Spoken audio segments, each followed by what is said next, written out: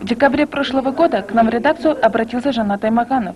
Он автор очень интересного проекта «Компьютеризация казахского языка на основе латинского алфавита». В течение 7 лет он обращался в разные инстанции со своим проектом, но все было безрезультатно. И тогда же мы со съемочной группы обратились в Государственный комитет по национальной политике господину Киму, который и заверил нас в скорейшем рассмотрении проекта и передаче его в ведение Госкомиссии по принятию нового алфавита.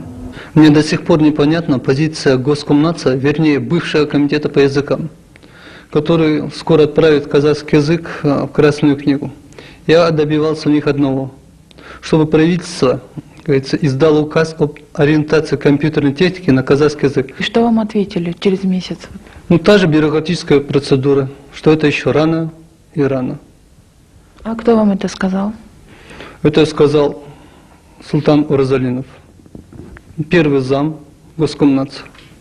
А тем временем, пока чиновники в верхах перекладывают бумаги и рассуждают о судьбе языка казахского, дети с успехом осваивают новый алфавит.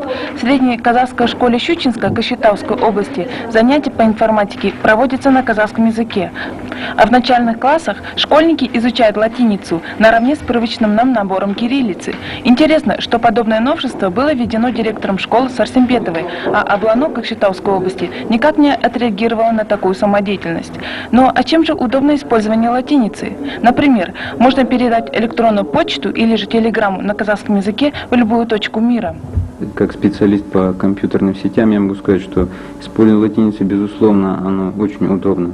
С технической точки зрения, вот предложенный вариант кодировки, я не вижу лично никаких проблем для передачи сообщений, как внутри Казахстана, так и в любую точку мира. И если подобная кодировка будет принята, я вот лично, как генеральный директор компании Арнаспринт, могу дать гарантию, что любое сообщение на казахском языке мы передадим в любую точку мира в течение нескольких минут.